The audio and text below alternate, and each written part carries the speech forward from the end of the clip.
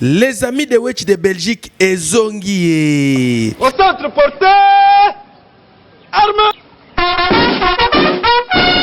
Masolo ya bana poto ya solo et Zongi avec les amis de Wetch de Belgique. Pe masolo na biso ya mboka na ndenge moko ya bien. Les amis de Wetch de Belgique, média ya liboso ya diaspora, alimi à l'international. La Bango. Les amis de Wetch de retour à Kinshasa. Comme vous le savez, les amis de Wetch, émission à vérité, émission Oyo. Et même la bino makambo bien, en tout cas, Torozong est là toujours. Na ndenge tozalaki na bino na bane wane lekaki.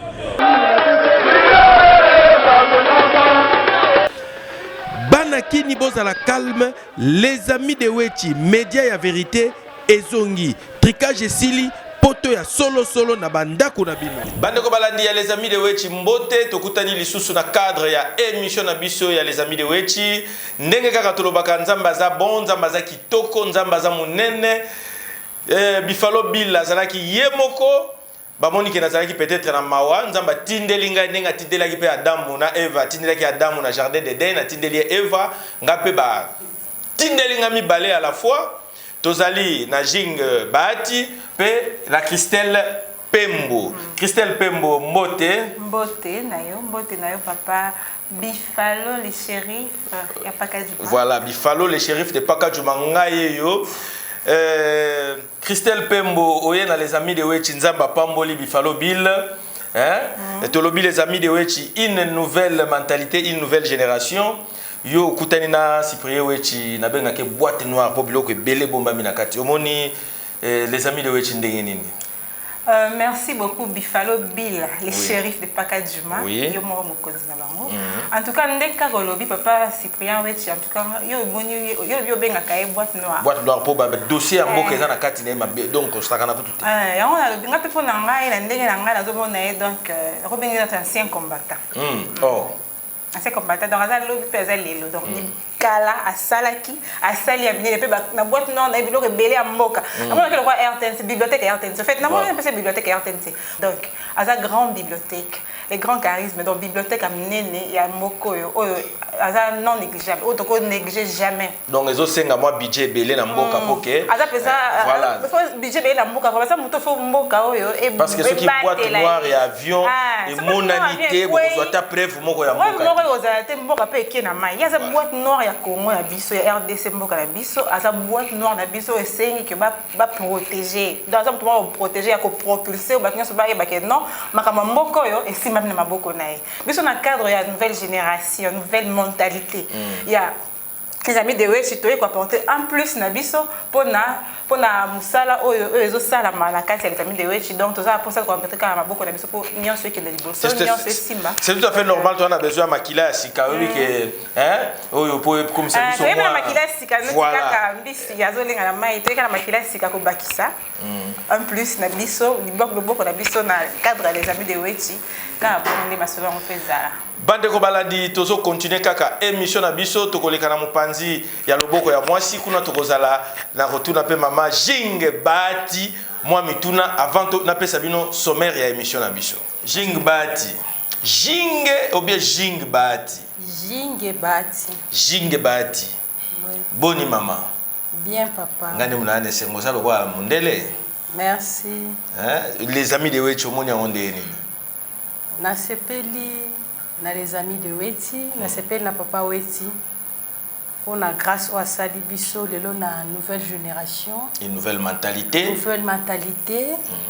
en tout cas to epoto baksa un plus to yepeto zwa mayele oyo yazalaki nango biso pe un jour babenga biso ndenge pe akoma mutu munene na mboka oyo azana ba archive belé oyo ya bomba donc asala nde musala penda ya makasi na mboka oyo malgré récompense exacte biso toza na posa un jour biso pe toyebana na mboka oyo neti nga na cadre na ngai lelo kopesa bana les amis de Wetch mbote bana les amis de Wetch Jinge yeyo moko ya bino tozo passer tout le temps na télé bolandara vraiment biso toza nouvelle génération to juste ka ko baksa implice en tout cas bozala décité merci Jing Bahati baye po bazongisa Buffalo Bill mwa makila ya sika na nzoto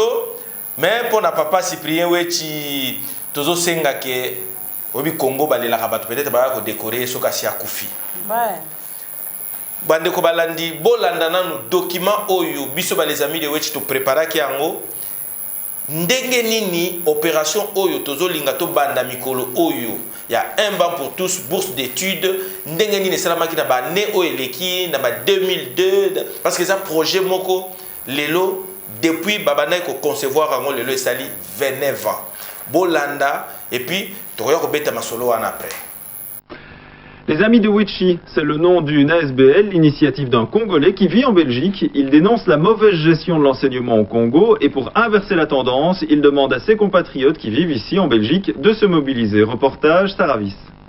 Ils s'entassent à même le sol, ils sont 70 par classe, ils n'ont ni banc ni matériel scolaire et pourtant ils ont de la chance car au Congo souvent les enfants n'ont même pas les moyens de fréquenter une école. Des Congolais basés à Bruxelles se mobilisent. Ils ont créé des bourses pour permettre à ces enfants de retrouver le chemin de l'école. Notre association se donne comme objectif de chercher des donateurs. Ce sont des donateurs qui créent un prix. Ce qui est important dans cette opération, c'est le principe même et de redonner confiance aux Congolais, qu'on peut faire confiance aux Congolais. L'an dernier, 77 prix ont été attribués. Les élèves les plus méritants ont reçu 30 €. Le salaire mensuel d'un professeur est de 20 €. L'association dénonce le manque de prise en charge par les autorités congolaises. Nous nous adressons ici solennellement à vous, chers collègues, mais surtout à vous, Monsieur le Ministre, Excellence. Peut-on laisser autant d'intelligence dans la rue? En attendant, les amis de Wechi ne baissent pas les bras. Pour aider ces enfants, ils font appel à la solidarité de tous, à commencer par celle de leurs compatriotes installés en Belgique. La situation est catastrophique. Là, je profiterai de cette occasion pour lancer un message à tous les Congolais. C'est à nous qu'il convient de développer notre pays, de faire les premiers efforts avant même de se tourner vers la communauté internationale. C'est pourquoi qu'une cotisation d'urgence s'impose. L'ASBL rêve aussi d'offrir des bancs à tous les enfants. Aujourd'hui, là où il y en a, ils se les partagent à 4. Bandeko baladi ya les amis de Wechi bouti kolanda document oyo ya ba les amis de Wechi yango to benga ka papa Cyprien Wechi yende kolo masolo to benga ka ye boîte d'oire natina eza ya pambate mais avant de continuer na ndeko Christelle Pembo oyo ezali 9e numéro ya magazine Nabiso info en ligne des Congolais de Belgique. Magazine oyo eza signé toujours l'éditeur du moment Cheikh Fita. Bandeko balandi ekobima na Bruxelles quelques jours après eye na Kinshasa. Vraiment botanga yango botanga bolanda façon nini traitement nini papa Cheikh Fita azo traiter information na ye azali vraiment na katikati information balobaka l'église au milieu du village. Maman Christelle aussi on a déjà autant déjà ta livre moko bien revue moko ya magazine moko ya papa Cheikh Fita. Oui, attends, bah, magazine ya papa Cheikh Fita. Vraiment on sent l'expertise. On sent l'expertise que vous montrez vraiment que c'est un homme qui a vraiment la presse en lui et si il sait écrire, il pèse bien ses mots et puis ses mots sont explicatifs, il explique très bien Makamazo comment et donc sur la commune donc ceux qui tu au 4 c'est vraiment malokai. Voilà. Bandeko balandi bobo sanate hein ezali info en ligne des Congolais de Belgique. L'éditeur du moment papa Cheikh Fita. Voilà. Tozo continuer émission na biso Christelle Pembo to uti kolanda document oyo ya les amis de Wechi misala oyo les amis de Wechi asali na ba ne oyo eleki mais quand même ceux qui moi négligence ezalaka moke na à l'égard à papa Cyprien Wechi tenge ba na mboka na biso bakamba Congo ezali oyo ki bandimaka mutu bon neti ngana ko yebisa papa Cyprien Wechi zalaka kimia cha motema nona mai bakoya ko honorer yo soki okufi parce que na ki vivant boye za moi passé. Buffalo, le shérif de Pakadjuma. Au fait, azela pour ani sur te Congo ezalaka te Congo il faut pas to kumisa comportement wana donc azo sala misala ni o emonani pe bazo olie ba botele ba fleur ba kubisa eto ba pesa ba reconnaître misala na ye et puis bazo luka ba tie ba bâton dans le roue c'est quelque chose à dénoncer et c'est le moment to encourager en non il faut to réveiller ba mentalité de façon que non batala Cyprien oui ça quoi bibliothèque vivante donc ma camion samboko azanango donc okene boke abimisio donc okena musique azali okena politique azali depuis dans ma solo nyon samboko solo ezali et maintenant ça en 1885 à l'époque au bakabola ki Congo donc azana nyon so kati na même be ba histoire au bakabola ki Congo il y a ba recherche na ya landela donc Tayo Moro Bifalo les grands carité le shérif de Pakadjouma pourquoi on honorer été lelo pourquoi on le coacher ba bâton na lero tous le projet na biso tous les trois projets en tous en rendre hommage na ba trois premières dames c'est quelque chose oh ça litala makambo tellement esika musala ngo kendaki voilà au juste musika ngo be kona ngo ekie musika tina les hommes blancs mindele bazo ba pesa ngo notoriété ba vanda esika moko ba lobaka non c'est il y a des sérieux mais le mal qui est chez nous nyonso ba weleli wana ba wela ba salini le mal qui est chez nous ba weleli ba salini nango nini voilà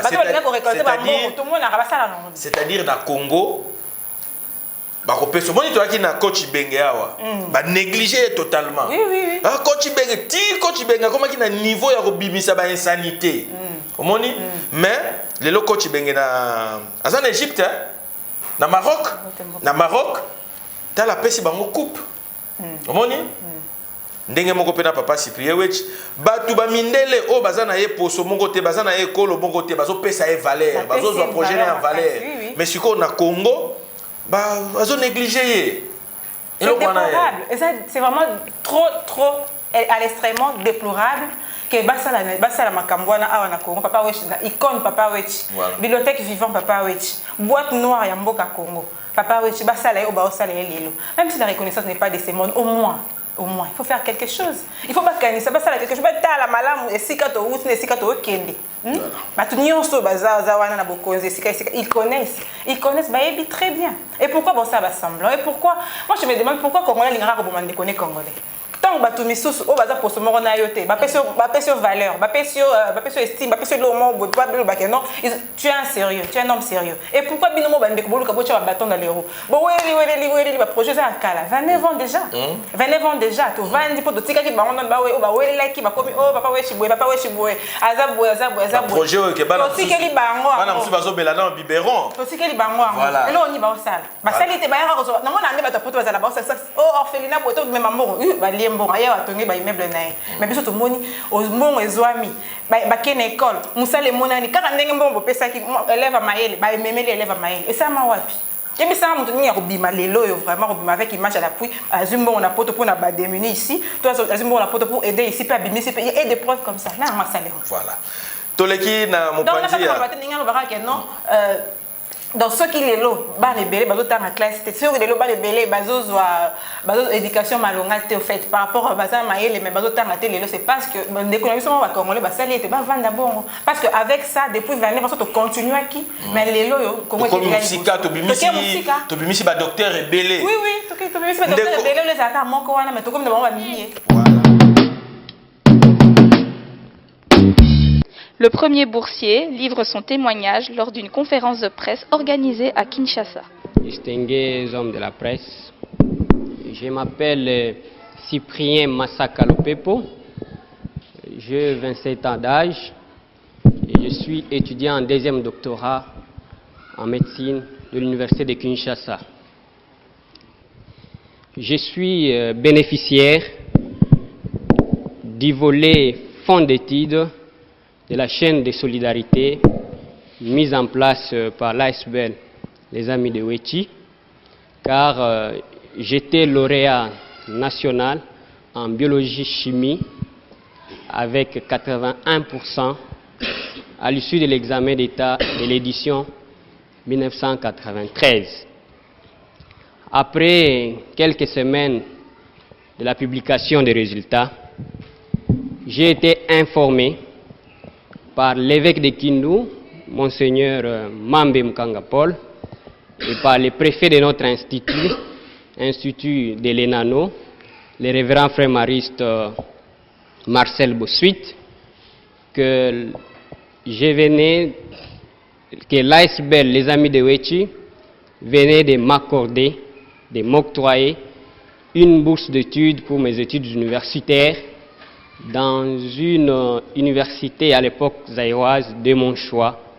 Et en plus de cette bourse, l'ASBEL m'a donné un billet d'avion pour mon déplacement de la ville de Kindu jusqu'à la ville où se trouverait l'université de mon choix.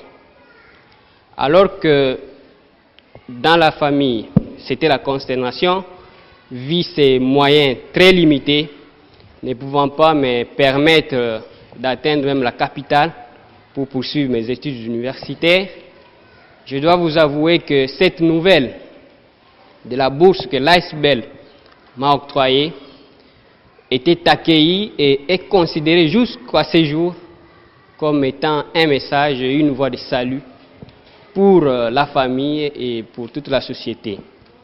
Le gouverneur de la province du Maniema nous parle de notre premier boursier qui est devenu médecin, chef de zone dans sa province. Ah oui, docteur Masaka Lupepo, je le connais très bien parce que je vous dis que moi-même je suis médecin. J'ai connu Masaka Lupepo comme médecin chef de zone de Kailo à l'époque, mais maintenant il est médecin chef de zone de la ville de Kindu. C'est la capitale de la province, donc le chef-lieu de la province du Maniema.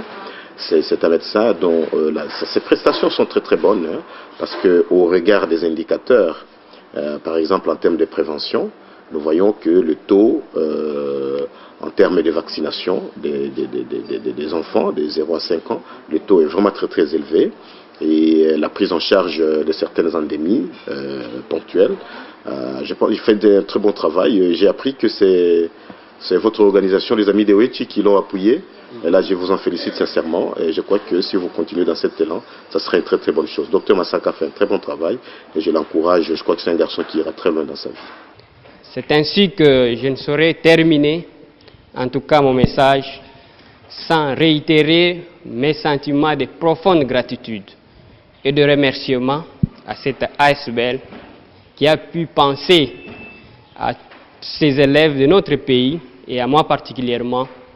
Comme vous savez bien, avec les systèmes de prise en charge, le système éducatif est pris en charge par les parents, et ces parents sont non seulement impayés, mais ils sont sous-payés.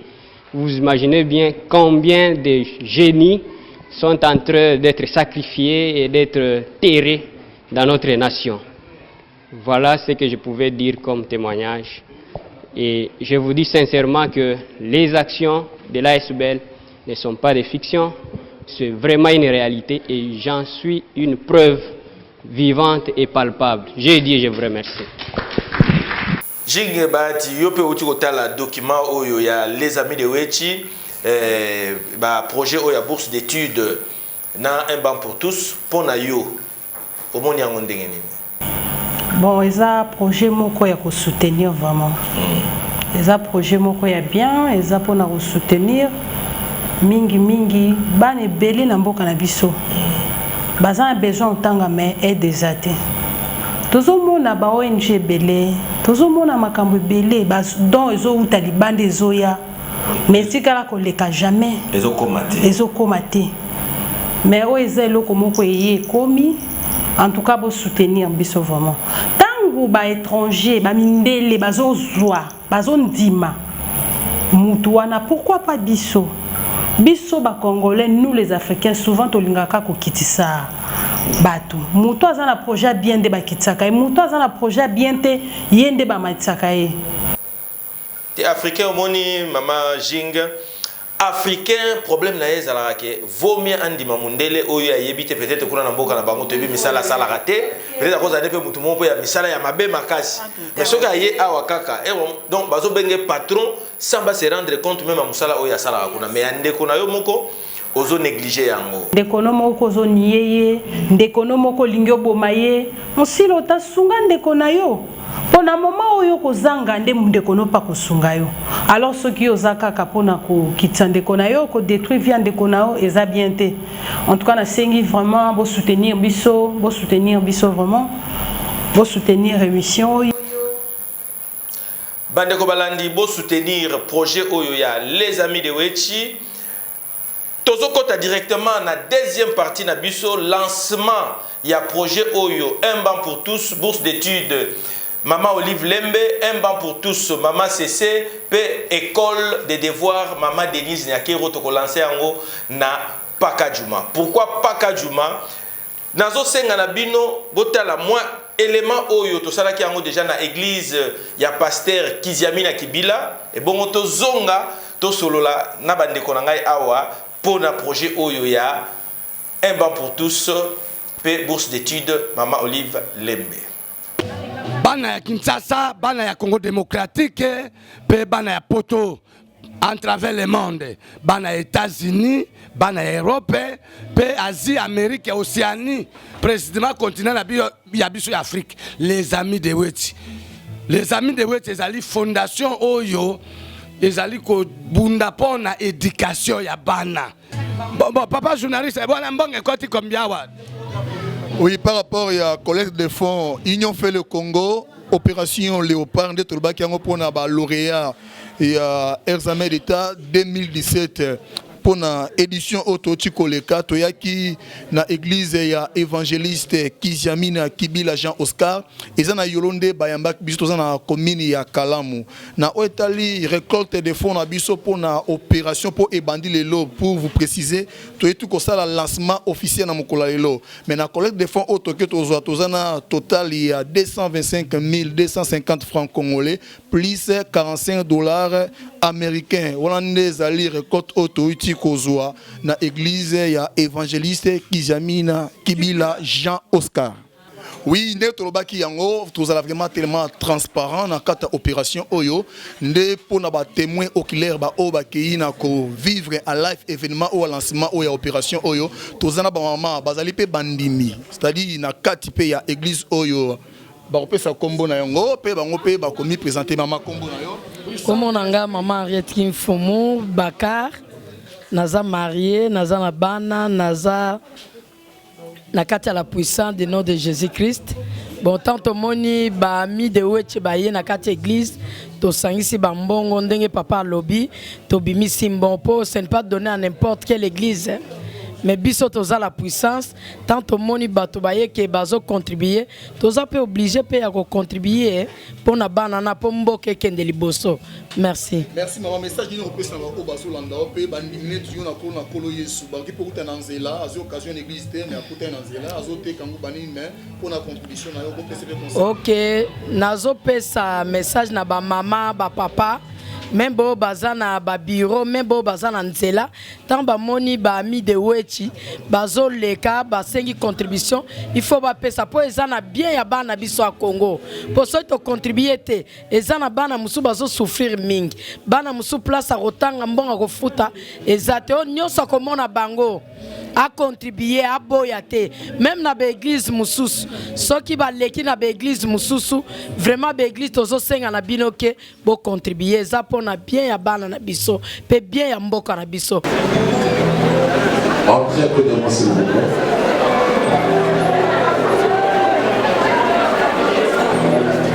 Ok.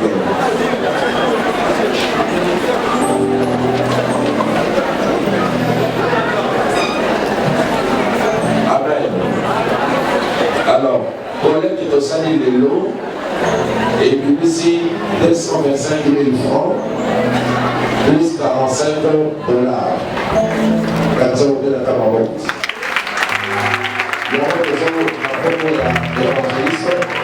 nous vous remettons cette honnête, puisque le Seigneur vous accorde cette grâce à aboutir, n'est-ce pas, cet objectif que vous avez, et que le Seigneur se souvient également de votre mission. Que Dieu vous bénisse.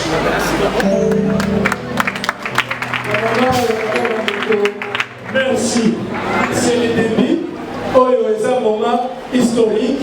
Oyo vous avez décidé d'habiter à l'Omaki, prenez-vous en charge. Oyo est un bon mon abisso, est un bon mon invité, pour vous amener là-bas dans la bisso. Année prochaine, vous cotisez 10 jours dans aussi ça. Et là, merci beaucoup. Merci à l'église de la distance. Et bien,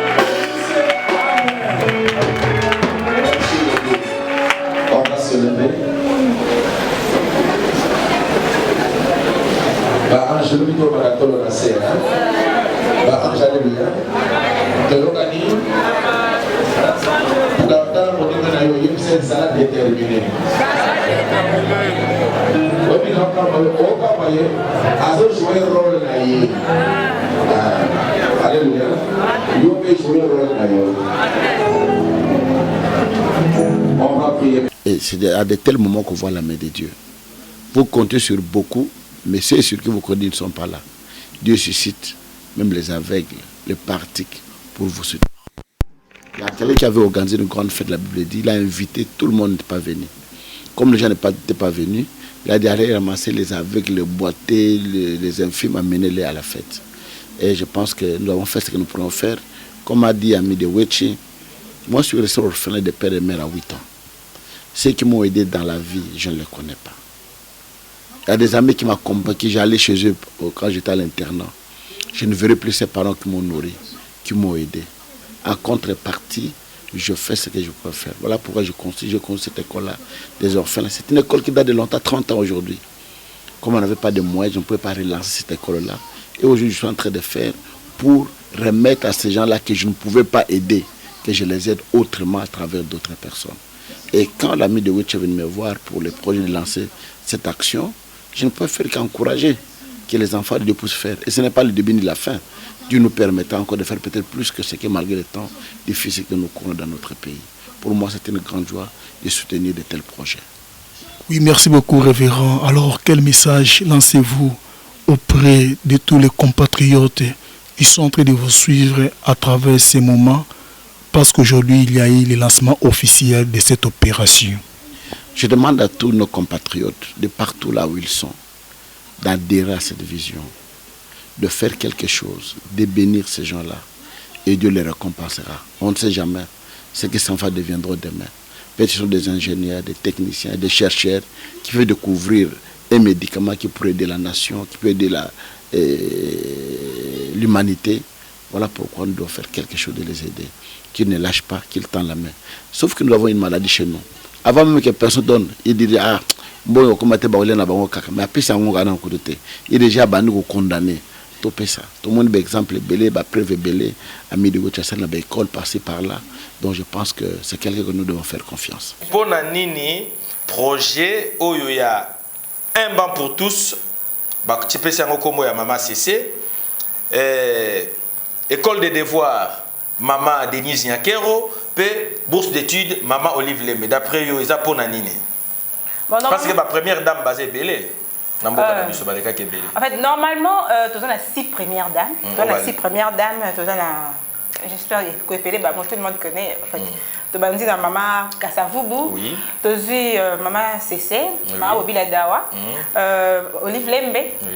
Maman Sifa. Maman Sifa, oui. Maman Sifa Bolim. Maman Sifa, Olive Lembe et puis Maman Denise Nyakeo. Mais le problème est que nous voulons honorer ceux qui sont vivants.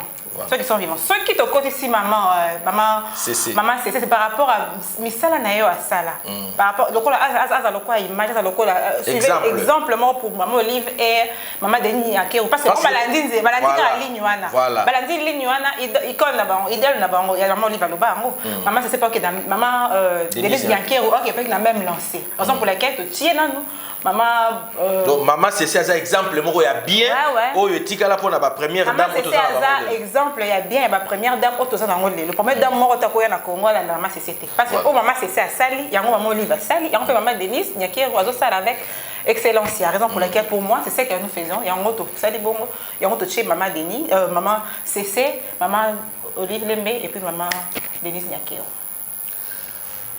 bandeko banandi to expliquer bino pona nini les amis de Wechi baponaki Paka Djouma pona nini Paka Djouma parce que Paka Djouma d'abord ezali quartier moko ezali considéré comme quartier moko ya o ezali moi ba ya ba désœuvreux quoi donc kuna bazana vie ya pasi bazana voilà tout le monde a ba politicien ba forme nyo surtout ba ka ko kabao ba ko kaba ce qui pèse na ndenge moko ya bien to yebité ce pèse na ndenge moko ya mabe to yebité mais pour biso ba les amis de Wechi to lobby to ko lancer opération na biso na Paka pour to inciter bana pe ya Paka vraiment o bazotanga sérieusement les amis de Wechi to ko bino en charge tokotinda bino na ba école ou bien na ba institut oyo bino bolingi pour que bo kende ko yekola misala kuna bo kende ko tanga ba classe na bino kuna bo koma pe batu lobby boya ko sunga pe ba ndeko mususu bazwa paka kaka na image moko ya mabete parce que comme si paka kendaka na image mabe ya ngoto lobby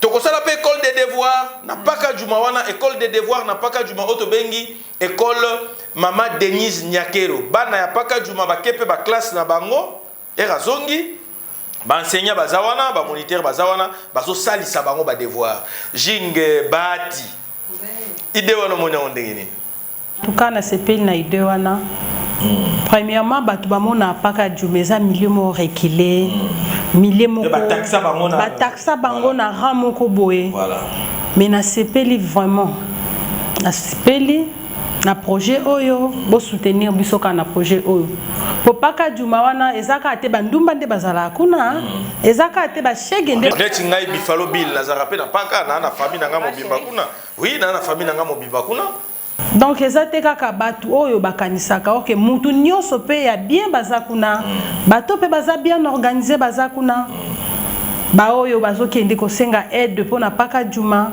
tomona kango te na paka juma. Est-ce que idée wana nanu oyo Cyprien Wecha ye nango ya ba école des devoirs est-ce qu'il y a Kinshasa ça existe te ezate que bana bakendaki ba devoir bakendaki ba classe ba pesi bango ba devoir donc ba o bakendaka tour ya midi et tour à tongo à partir déjà ba 13h ba ye na ba école des devoirs ba idée les akana poto Christelle ba idée on zaka na poto mais papa Wechi les grands bibliothèques congolais a mis on a Kinshasa a mis on a Kinshasa pour na bana o appelle ça peut occasion na bana pe ya paka juma excellence ya moto kosenga la maman Denise excellence ya bon mais papa na poto c'est ça ya moto c'est l'excellence ya moto zosenga la maman Denise Nyakero à s'approprier na idée wana aya kosenga la biso école des devoirs na paka juma bana batanga bana paka juma baronde bana bazara mutu dikolo basara moto boba bana paka juma bana batanga ils ont de l'avenir ils ont de l'avenir le pe bazala bato pe bakamba pe mboko bazala pe na ba poste moi ya bien na mboko pe ba pe mboko ke liboso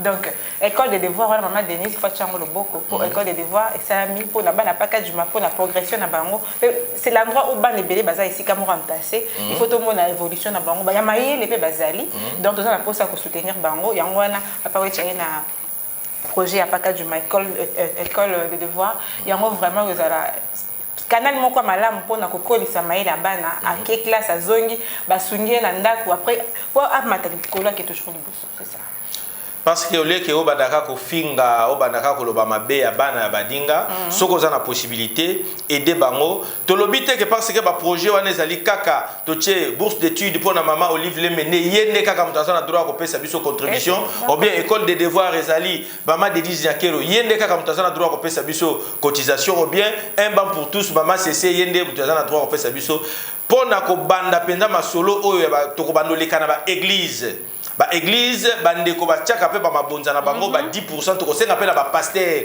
bozala na bonne foi to ko leke pa ba pasteur nyonso tout to uti ko la kisabino image ya pasteur Kijamina Kibila oyo ya salaki na église na ye to kendeke kuna biso ba les amis de Wechi to ko leka pe awa na ba église nyonso tout to leka ba beka ko contribuer quelque chose pour na intérêt ya bana.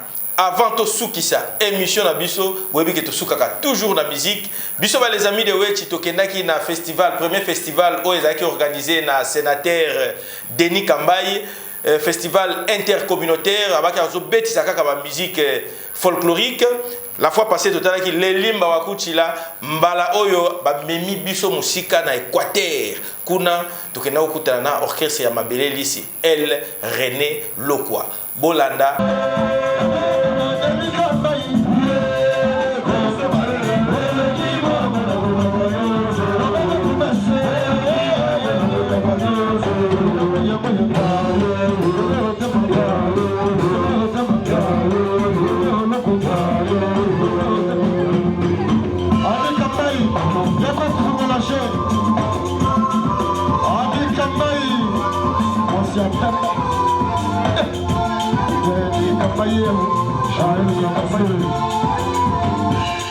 Bandeko balandi bo wuti kolanda émission na biso na pesi merci na ba concert na ngai mibale autre nazalaki na bango awa na plateau Jinge Bahati pe Christelle Pembo bango nde to bana ko tambola na bango partout, même na ba collecte de fonds autozo sala to ko sala toujours na bango soki bomoni bango tolobi boye bande ko balandi Congo.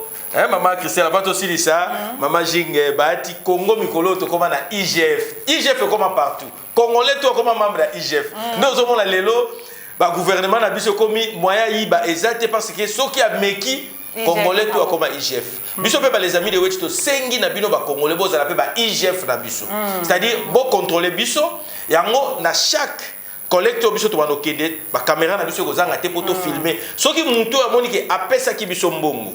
Azana ba preuve biso to filmer en moto to la kisi en moté aya Rolanda biso a interpeller biso voilà donc pour na émission ya lelo to suki awa na pesi mbote na Platini Bukaka yende azali monteur na biso mutazo proposer bino ba image oyo nyonso tout na pesi pe merci na balandi nyonso tout ya les amis de Wetch ndenge bokomi ko consommer biso chaque jour na 11h30 na CMB Digi. Les amis de Wetch Christelle, les